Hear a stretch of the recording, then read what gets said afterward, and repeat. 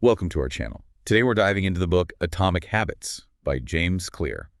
This book is like a treasure trove. Practical advice on how to build good habits and break bad ones, and it's not just about willpower. You're absolutely right. Atomic Habits really emphasizes that it's tiny changes that you apply consistently that can lead to those remarkable results over time. It's not about, doing those massive overnight transformations. It's more about harnessing the power of those incremental improvements. So like the classic saying, Rome wasn't built in a day. Exactly. Clear uses a brilliant analogy, actually, of an ice cube to illustrate this point. So imagine you're gradually heating an ice cube. You're putting in the effort, but for a while there's no visible change. The temperature rises from 25 degrees to 31 degrees, but that ice, it remains solid. But then at 32 degrees, that crucial melting point, boom, a sudden transformation occurs. The ice rapidly melts into water. So is he suggesting that our efforts are kind of like that, seemingly invisible until we hit a tipping point? That's a great way to put it. We might not see like those immediate traumatic results from our consistent efforts, but that doesn't mean the work is wasted.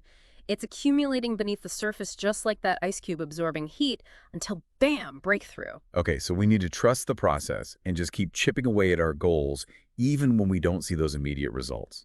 I can already see how this idea of small changes leading to big results would really align with our listeners' desire for efficient learning and real-world impact.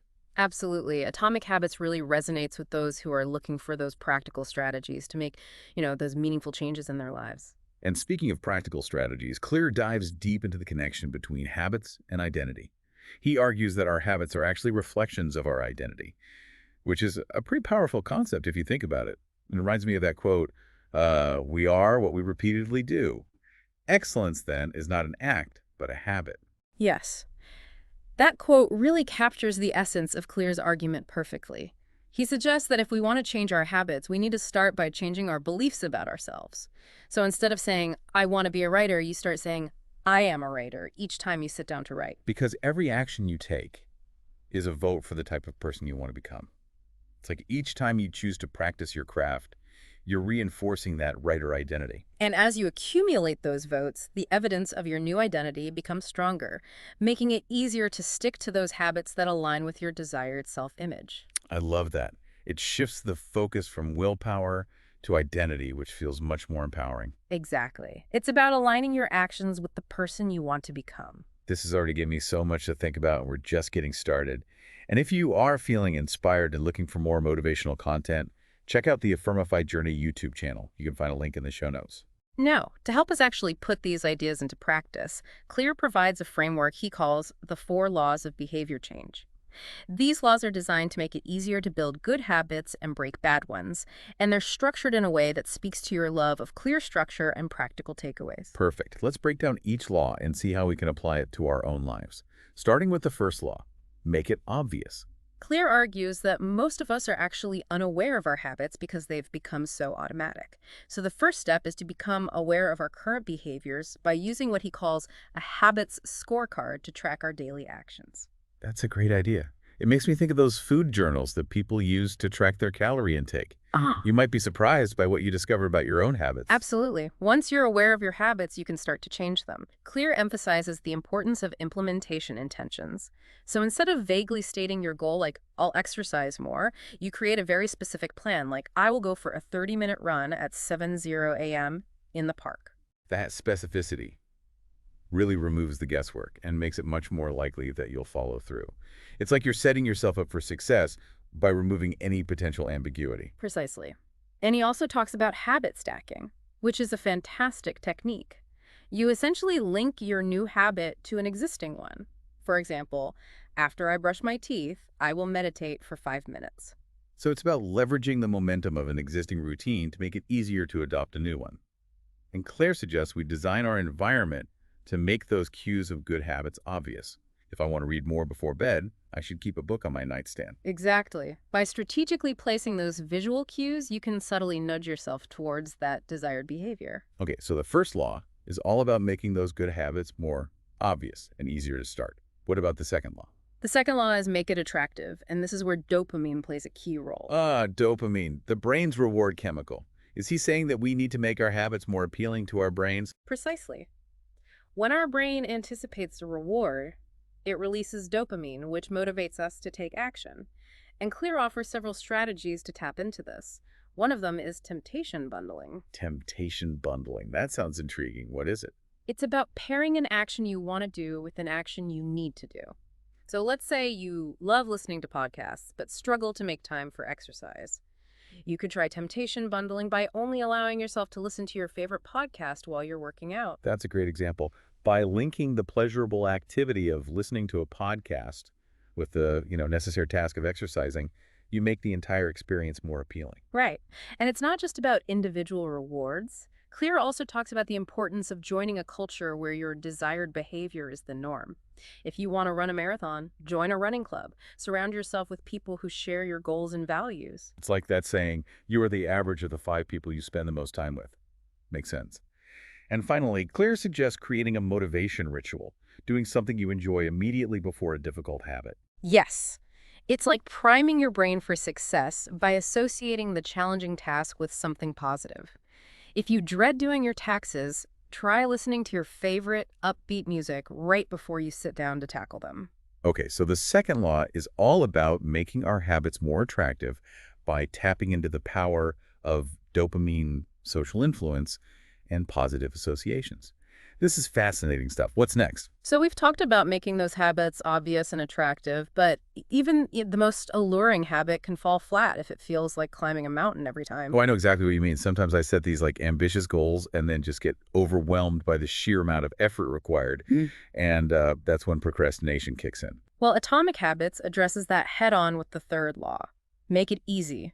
Clear really stresses reducing friction and making that desired behavior as effortless as possible. So it's about streamlining those habits. Yeah, that's a great way to put it. Remember how we talked about environment design? Well, here it's about really minimizing those steps between you and your goal. So let's say you want to start a morning yoga routine.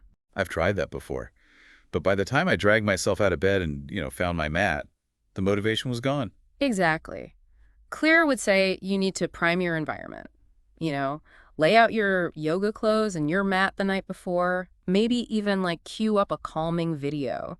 The less you have to think about in the morning, the easier it is to get started. It's like removing all those tiny decision points that drain our willpower.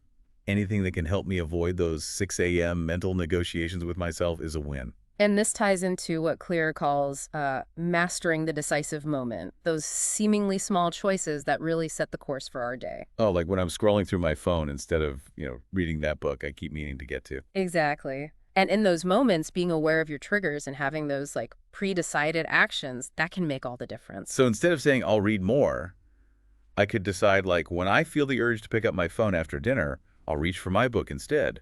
Pre-commitment. You got it. And for those of us who just love to overcomplicate things, Clear offers the 2-minute rule. 2 minutes? That sounds almost too simple. That's the beauty of it. The idea is to just break down any new habit into a version that takes 2 minutes or less. So you want to start journaling. Just commit to writing 1 sentence a day. Want to learn guitar? Just pick it up and hold it for 2 minutes. So it's like tricking your brain into taking that first step, which is often the hardest part. Exactly. The momentum often builds from there. Once you've overcome that initial inertia, it's much easier to keep going. And don't underestimate the power of technology to automate good habits. Set up those automatic savings contributions, use a meal planning app, or find a website blocker to keep you focused. I love how technology can just make those positive choices almost effortless. It's all about setting yourself up for success. And speaking of success, let's move on to the fourth and final law. Make it satisfying.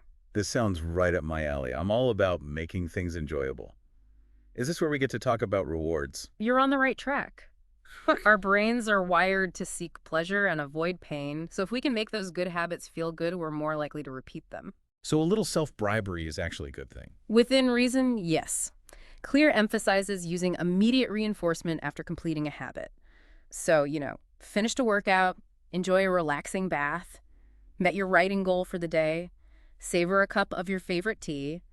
These small rewards, they really strengthen that habit loop in your brain. And what about breaking those pesky bad habits? Do we just reverse the process? You got it. To break a bad habit, you want to make it unsatisfying.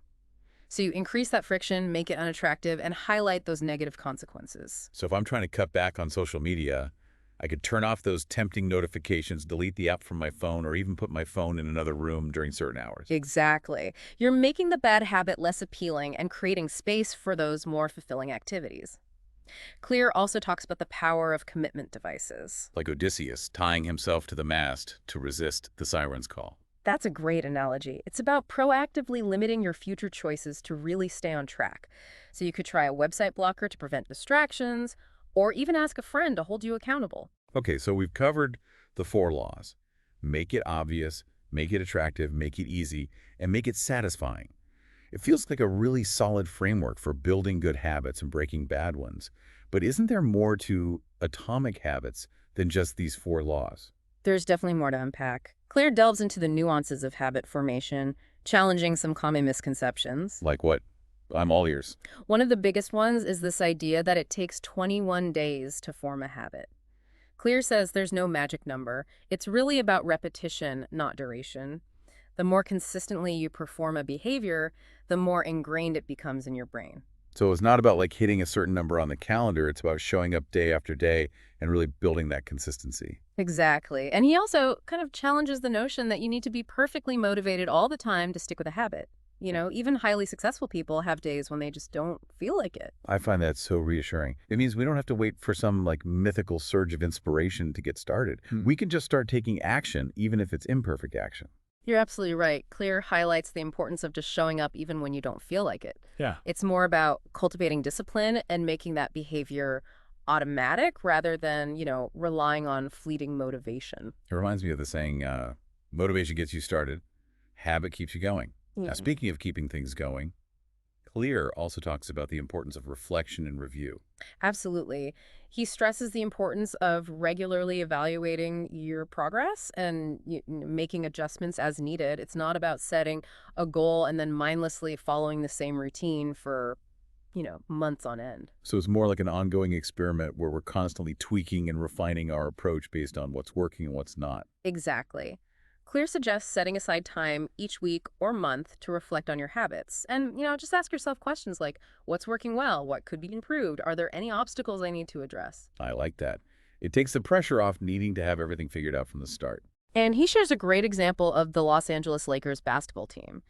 They actually implemented a system called the Career Best Effort Program, where players tracked their progress and focused on making small, incremental improvements.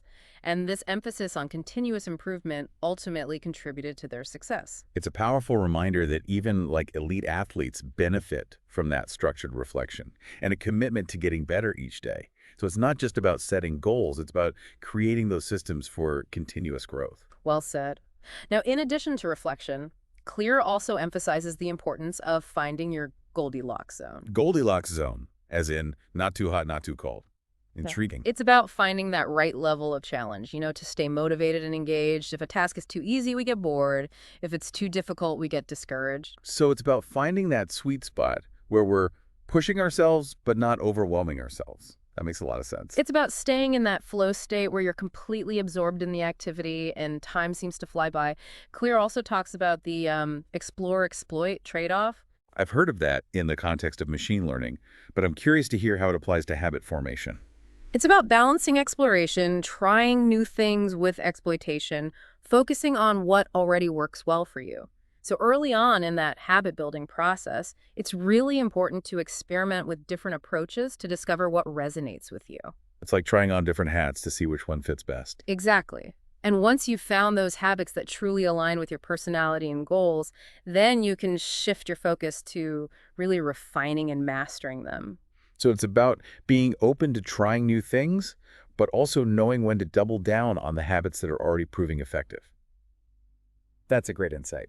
Now, before we wrap up, I wanted to touch on one of the most compelling ideas, I think, from Atomic Habits, the concept that our habits actually shape our identity. That's a fundamental principle of the book and one that really resonated with me as well.